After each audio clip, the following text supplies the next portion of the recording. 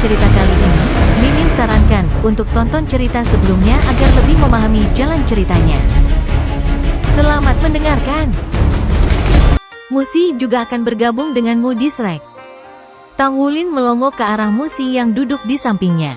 Kakak senior akan menghadiri Akademi Shrek. Musi memelototinya. Ada masalah dengan itu? Bisakah saya tidak bergabung dengan Shrek hanya karena Anda bergabung dulu? Petik 2. Tentu saja bisa. Kakak senior adalah seorang jenius sekali dalam satu generasi. Saya hanya terkejut. Kejutan dalam suara Tang Wulin dengan lancar berubah menjadi nada menggoda. Kakak senior tidak langsung memasuki pelataran dalam. Musi mengatupkan kelopak matanya. Ini hanya beberapa hari sejak kau pergi, tapi kau sudah menjadi begitu fasih. Apa kau juga menggunakan lidah licikmu itu pada gadis lain? Petik 2. Kata-katanya membuat Tang Wulin tercengang. Bahkan Mu Chen tidak bisa memikirkan tanggapan atas pukulan putrinya yang menakjubkan, meninggalkan keheningan yang canggung menggantung di udara. Musi lebih tua dari Tang Wulin 4 tahun, menjadikannya 17 tahun ini. Mempertimbangkan kesenjangan antara usia mereka, Mu Chen awalnya tidak memikirkan apapun tentang hubungan Musi dan Tang Wulin. Sekarang, bagaimanapun, dia mulai mempertimbangkan kembali. Setelah beberapa saat, Musi menyadari kesalahannya dan memecah keheningan dengan mendengus dingin. Aku hanya khawatir kamu tidak bekerja keras. Anda harus belajar dengan benar sekarang karena Anda berada di Shrek. Belajar adalah hal terpenting bagi seorang siswa, mengerti? Petik 2. Ya, kakak perempuan, tahukah Anda kelas apa yang akan Anda ikuti? Petik 2. Menggunakan kuota yang ditentukan untuk Asosiasi Pandai Besi, si kecil diakui sebagai pengecualian khusus untuk bakatnya.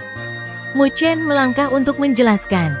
Dia harus ditempatkan langsung di kelas 2. Meskipun dia mungkin sedikit lebih tua dari teman sekelasnya, dia masih dalam kisaran yang dapat diterima untuk Shrek. Kalian berdua harus menjaga satu sama lain di masa depan. Petik 2. Ya guru. Kelas 2, bukankah itu berarti kakak perempuan akan sekelas dengan Yue Zhengyu dan Yuanen Yehui? Jadi kakak perempuan akan berada di kelas Yuanen Yehui.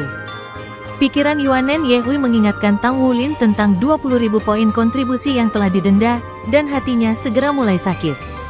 Jika bukan karena keadaan luar biasa, dia mungkin akan memberi Xie pukulan yang bagus. Bagaimanapun, ini baik-baik saja karena Xie mengintip seorang gadis. Namun, Tang Wulin tahu bahwa ada sesuatu yang salah dengan Xie belakangan ini. Meskipun pada dasarnya mereka adalah saudara sumpah, tidak banyak yang bisa dia lakukan selain menawarkan beberapa kata penghiburan. Dulu, Tang Wulin memiliki hubungan yang cukup baik dengan Yuanen. Namun, sekarang Yuanen menjadi Yuanen Yehui, dan setelah kejadian baru-baru ini, dia takut tidak akan mudah untuk memperbaiki hubungan mereka. Seluruh kejadian adalah kesalahan Xie, dan Tang Wulin telah mengambil tindakan tanpa sepenuhnya memahami situasinya. Dia memutuskan untuk menemukannya dan meminta maaf ketika dia kembali. Musi mengantar Tang Wulin ke pintu masuk gedung. Saya akan ke kampus untuk melapor besok. Aku akan meneleponmu begitu aku sampai di sana. Petik 2. Oke, jawab Tang Wulin. Kakak senior, ada banyak kebebasan di Shrek.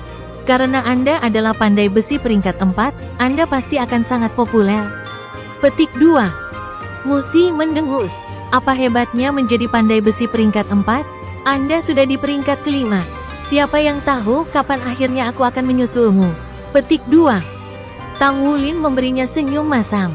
Apa peringkat kekuatan jiwamu sekarang, kakak perempuan? Peringkat 38, jawabnya. Wow, Anda hampir berada di peringkat 40. Saya mungkin akan naik ke peringkat 30 saat Anda mencapai peringkat 40. Jika itu terjadi, mari kita coba pemurnian semangat bersama. Kakak senior, apakah Anda telah memutuskan untuk menjadi Master Armor pertempuran? Petik 2. Musi berhenti sejenak, menatapnya dengan tatapan kosong. Aku belum pernah memikirkan itu sebelumnya. Saya hanya ingin menjadi pandai besi yang hebat. Petik 2. Saya pikir Anda harus bekerja untuk menjadi Master Armor perang seperti saya. Tang Wulin berseru. Shrek adalah tempat di mana para jenius tumbuh dan berkembang, tidak memanfaatkannya akan sia-sia. Menjadi Master Armor pertempuran adalah persyaratan untuk lulus dari pelataran luar. Membuat perlengkapan perang pasti akan banyak membantu kami. Itu akan membuat kita lebih kuat, membantu kultivasi kita, dan juga akan meningkatkan keterampilan pandai besi kita. Dengan meningkatkan kultivasi kita akan mampu melakukan pandai besi tingkat tinggi lebih cepat lagi. Kami akan melakukan setengah pekerjaan untuk menggandakan hasil. Petik 2. Musi memikirkannya. Meskipun peringkat kekuatan jiwanya lebih tinggi dari Tang Wulin, dia berusia 17 tahun ini. Dia tidak bisa dianggap sebagai orang hebat di Akademi Shrek. Faktanya, dia sedikit di bawah rata-rata. Apa yang kamu katakan memang masuk akal, tapi bisakah aku melakukannya? Jika Anda bertekad, tidak ada yang mustahil. Ayo lakukan yang terbaik, kakak perempuan. Petik 2. MN baik. Saat Musi menyaksikan sosok kepergian Tang Wulin, dia tanpa sadar mengepalkan tinjunya. Saya pasti akan melakukan yang terbaik, gumamnya.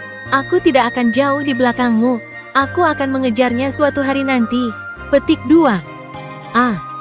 Di asrama siswa yang bekerja, Xie mondar-mandir di depan pintu, sesekali menggosok tangannya dengan gugup. Asrama telah dibersihkan dan semua jendela yang rusak diganti. Xie telah melakukan semuanya sendiri. Bahkan setelah mengganti kaca jendela, dia menyeka semuanya sampai berkilau. Dia satu-satunya orang di asrama saat ini. Su Xiaoyan telah pergi untuk melapor ke asosiasi desainer, Gu Yue telah menghilang seperti biasanya, Tang Wulin telah pergi juga, dan baik Yuanen maupun Yue Zhengyu belum kembali. Xie terus memutar ulang adegan terlarang yang dia saksikan hari itu. Meskipun dia hanya ingat siluetnya yang kabur, ruangan itu hanya berkabut dengan cahaya redup, bayangan itu tertanam di benaknya. Bagi seorang pemuda yang tidak lebih dari 13 tahun, dampak dari adegan itu terlalu besar bagi hatinya yang tidak bersalah. Tiba-tiba, suara langkah kaki terdengar. Jantung Xie melompat ke tenggorokannya dan dia dengan cepat bersembunyi. Setelah beberapa saat, dia menyadari bahwa itu hanya Yue Zhengyu. Yue Zhengyu memasang ekspresi masam. Dia pikir dia akhirnya menangkap seorang guru jiwa jahat, tetapi sebaliknya dia telah salah mengidentifikasinya dan dihukum. Seolah-olah takdir memainkan lelucon yang kejam padanya. Pemandangan Xie membuat wajahnya semakin gelap. Apa yang kamu lakukan di sini? Oh, semua jendela sudah diperbaiki. Petik 2. MN, Xie mengangguk. Yue Zhengyu berjalan ke arah Xie, sedikit seringai di bibirnya. Apakah Anda menunggu di sini untuk mengakui bahwa Anda salah? Xie mengerutkan alisnya. Mengapa penting jika saya mengakuinya? Wajar bagi saya untuk mengakui kesalahan saya. Petik 2. Kalau begitu kamu bisa menunggu di sini dengan sabar. Yue Zhengyu terkekeh dan dengan santai meletakkan tangannya di belakang kepalanya saat dia berbalik menuju kamarnya. Berhati-hatilah, Tang Wulin dan yang lainnya tidak ada di sini kali ini, jadi jangan membuatnya marah lagi. Anda akan bersulang jika melakukannya. Petik 2. Xie dengan marah mengusir Yue Zhengyu, lalu berbalik ke pintu masuk asrama dan menunggu. Saat dia berbalik, dia heran melihat Yuanen Yehui kembali. Dia berjalan dalam keheningan total, sama sekali mengabaikan Xie saat dia kembali ke kamarnya. Yuanen Yehui saat ini mengenakan seragam pria yang biasa dan Yuanen menyamar. Jika Xie tidak mengonfirmasi kewanitaannya dengan matanya sendiri, dia tidak akan bisa mengklaim bahwa dia mengenakan penyamaran. Memanggil keberaniannya, Xie berlari sebelum dia bisa memasuki kamarnya. Yuanen, serunya. Yuanen Yehui berhenti dan menoleh padanya, kedua matanya sedingin es. Sebelum aura amarahnya, Xie tidak bisa membantu tetapi goyah. Abaikan, dia berteriak, pergi ke kamarnya dan membanting pintu di depan wajah Xie. Aku datang untuk meminta maaf, Xie bergumam ke pintu. Sebuah ledakan keras bergema dari dalam ruangan, mengejutkan Xie. Khawatir akan nyawanya, dia segera lari. Dia masih trauma dengan niat membunuh Yuanen Yehui sejak malam itu. Di dalam kamarnya, Yuanen Yehui menjatuhkan dirinya ke tempat tidurnya. Es di matanya langsung mencair, dan sebagai gantinya adalah kekosongan. Dia berbaring di sana tanpa bergerak, dan segera, air mata mulai mengalir di wajahnya. Namun dia tidak menangis satu kali pun. Pada saat Tang Wulin kembali ke asrama, Gu Yue juga telah kembali. Tang Wulin mengerutkan kening ketika dia melihat Xie duduk di tempat tidurnya, menatap ke dalam kehampaan. Apa yang sedang terjadi? Mengapa Anda terlihat sangat linglung? Petik 2. Xie perlahan menoleh ke Tang Wulin, ekspresi kosongnya berubah menjadi kekalahan. Aku pergi untuk meminta maaf kepada Yuanen Yehui, tapi dia benar-benar mengabaikanku. Tang Wulin membuat wajah tercengang. Kamu tidak bisa begitu tidak sabar, dia berkata. Kamu harus menunggunya tenang sebelum mencoba meminta maaf. Lupakan saja untuk saat ini dan fokuslah untuk mendapatkan poin kontribusi yang cukup untuk melunasi denda Anda. Anda bisa bekerja untuk menebus kesalahan secara perlahan. Seperti dia sekarang, bagaimanapun, hal-hal di antara kalian berdua tidak akan mudah diperbaiki. Pokoknya, hati-hatilah dan cobalah untuk tidak membuatnya marah. Petik 2. MN, Xie tersenyum pahit. Aku tahu, aku belum ingin mati dulu. Petik 2. Pemikiran Anda salah beberapa hari terakhir ini, kata Tang Wulin. Xiaoyan sedang berlatih mendesain, jadi mengapa kamu tidak ke asosiasi pembuat? Persaingan di sini sangat sengit namun Anda tidak memanfaatkan waktu Anda dengan baik. Apakah Anda mencoba menjadi salah satu dari 10 orang yang akan dikeluarkan? Berhenti terlalu banyak berpikir. Masa lalu adalah masa lalu. Fokus saja pada peningkatan diri Anda dulu. Jika tidak, kamu tidak akan bertahan bahkan semenit pun melawan Yuanen. Petik 2. Kata-kata Tang Wulin menyalakan api di mata Xie. Kamu benar, dia menangis. Aku masih terlalu lemah dibandingkan dia. Pertama, saya harus menjadi kuat. Petik 2. Begitu dia selesai berbicara, dia melompat dari tempat tidurnya dan menuju pintu. Kemana kamu pergi? Tang Wulin bertanya. Aku akan pergi ke asosiasi pembuat untuk berlatih. Xie berteriak saat dia berlari keluar pintu. Tang Wulin tidak bisa menahan senyum. Suasana hati pria itu sering berubah. Yah, setidaknya dia sembuh dengan cepat juga. Tang Wulin naik ke tempat tidurnya, menutup matanya, dan mulai bermeditasi. Sampai sekarang, tidak ada yang lebih penting baginya selain mencapai peringkat 30. Tang Wulin, Kido, kamu di sini? Petik 2. Tepat ketika Tang Wulin mulai menjernihkan pikirannya dari pikiran-pikiran yang mengganggu, sebuah suara yang akrab memanggilnya dari luar dan matanya terbuka. Kenapa dia datang jauh-jauh ke sini untuk menemukanku? Tidak punya pilihan lain, dia bangkit dan pergi keluar. Saat dia menginjakkan kaki keluar dari kamarnya, Tang Wulin melihat Feng Wuyu yang energik. Saya di sini, Penatua Feng, katanya. Kamu di sini untuk apa? Apakah saya tidak diterima di sini? Feng Wuyu merengut padanya. Tang Wulin tersenyum meminta maaf. Terima kasih kembali di sini. Tentu saja kamu, tidak mungkin Anda tidak diterima. Apakah Anda membutuhkan sesuatu dari saya? Petik 2. Feng Wuyu mendengus. Ini kemenanganmu, nak. Saya mengaku kalah. Sekarang ikut denganku. Petik 2. Tanpa penjelasan lebih lanjut, dia meraih Tang Wulin, melemparkannya ke bahunya, dan bergegas pergi seperti angin kencang. Beberapa detik kemudian, mereka berada di bengkel Feng Wuyu. Tang Wulin menghela nafas pasrah. Elder Feng, bisakah kamu berhenti melakukan ini sepanjang waktu? Saya akan memberikan nomor saya, jadi Anda bisa menelepon saya saat Anda membutuhkan saya. Anda tidak harus menculik saya setiap saat, Anda tahu? Petik 2.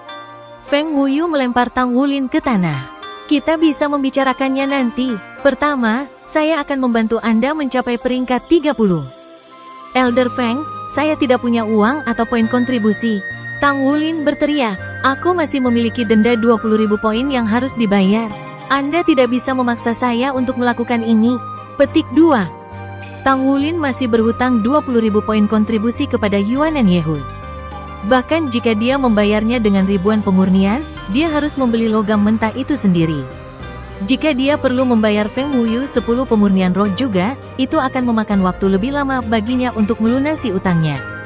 Tingkat keberhasilan pemurnian roh rendah, dan potongan logam yang tak terhitung jumlahnya akan direduksi menjadi potongan dalam proses pemurnian roh yang berhasil 10 kali. Berhentilah mengeluh, saya akan menurunkan harga menjadi 5 pemurnian roh hanya untuk Anda. Dan jika itu tidak cukup, asosiasi akan memberi Anda logam untuk dipalsukan. Petik 2. Tang Wulin berhenti berjuang mendengar kata-kata Feng Wuyu. Hanya 5, dan mereka akan memberi saya logam gratis juga? Jika saya tidak harus membeli logam tersebut, saya akan menghemat banyak uang. Merasakan perubahan pada Tang Wulin, Feng Wuyu merengut. Aku mengerti sekarang, nak, kau pelit uang yang super pelit. Petik 2. Tang Wulin tersenyum karena agak kurang jujur. Penatua Feng, aku bukan pemarah uang. Saya hanya dari keluarga miskin. Jika saya tidak merencanakan setiap sen dari pengeluaran saya setiap hari, maka saya tidak mampu untuk makan.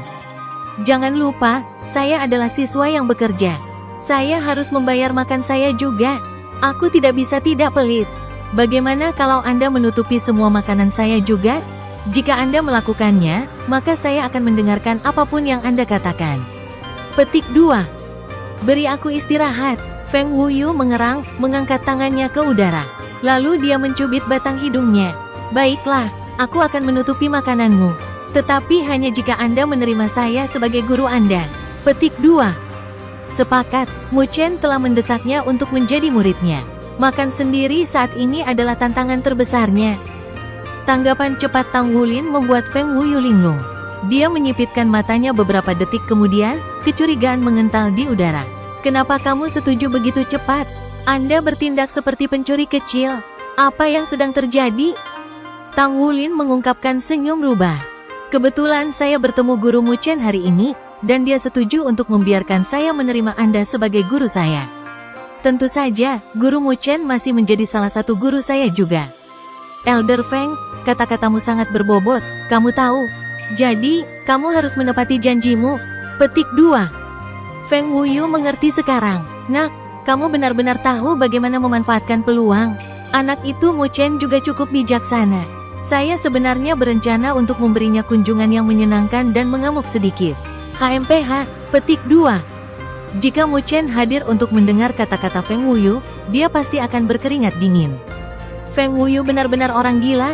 Selain Mu Chen, bahkan Zhen Hua, Divine Blacksmith dan Presiden Asosiasi Blacksmith, tidak berani memprovokasi dia.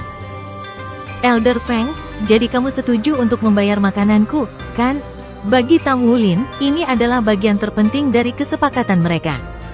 Kamu masih memanggilku, Elder Feng. Feng Wuyu memijat dahinya dengan tangannya, iritasi sebelumnya padam. Apa menurutmu aku pikun? Guru, Tang Wulin dengan cepat mengoreksi dirinya sendiri. Untuk sesaat, karena kebanggaan memperoleh Tang Wulin sebagai murid, dia menyeringai lebar.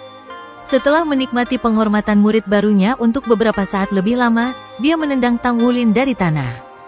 Baik, bangunlah anak nakal. Anda adalah murid saya mulai sekarang. Jika ada yang berani menindasmu di kampus, katakan saja padaku dan aku akan mengalahkan mereka. Petik 2. Terima kasih guru. Tang Wulin menunduk, gambaran rasa hormat. Sekarang Feng Wuyu adalah gurunya, Tang Wulin bertindak sangat berbeda dari sebelumnya. Ada batasan seberapa lancang Tang Wulin bisa bertindak.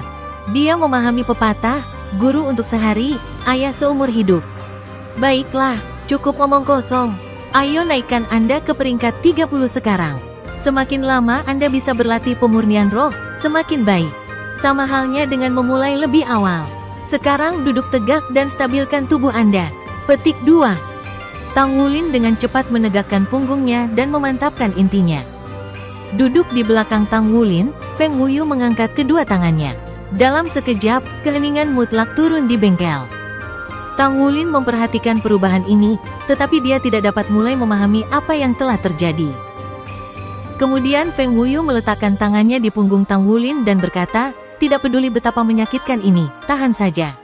Anda harus gigih, mengerti? Petik 2. Ya, jawab Tang Wulin. Rasa sakit. Aku sudah menahan siksaan karena membuka segel. Tidak mungkin itu lebih buruk. Dua aliran energi yang lembut dan berdegup mengalir ke tubuhnya, mengisinya dengan kehangatan yang menenangkan. Kedua energi diaduk dan bergabung dengan kekuatan jiwa dan esensi darah Tang Wulin. Sirkulasikan energi ini dengan cara yang sama seperti saat Anda berkultivasi, kata Feng Wuyu. Menerapkan metode misterius surga, Tang Wulin menghendaki kekuatan spiritualnya untuk membimbing energi hangat, menggerakkannya bersama dengan kekuatan jiwanya. Dia bisa merasakan meridiannya dimurnikan saat energi mengalir melalui mereka, meninggalkan rona emas samar kemanapun ia bergerak. Agak elastis seperti meridiannya, mereka tidak kebal terhadap rasa kembung. Meskipun demikian, Tang Wulin tidak merasakan sakit. Begitu Feng Wuyu mendengus bingung dari belakangnya, aliran energi hangat tumbuh dari aliran kesemburan. Tang Wulin merasa semakin membengkak seiring berjalannya waktu, tetapi seperti yang diperintahkan Feng Wuyu, dia terus mengedarkan energi ke seluruh tubuhnya. Sementara jumlah energi di dalam meridiannya terus meningkat, dia mempertahankan kontrolnya yang terampil. Segera, dia menyelesaikan satu siklus metode surga misterius. Meridian dan tubuhnya dipenuhi energi sekarang. Masing-masing berdenyut, dibakar seolah-olah terbakar. Meski begitu, Tang Wulin mengalami semuanya, mengetahui kekuatan jiwanya meningkat.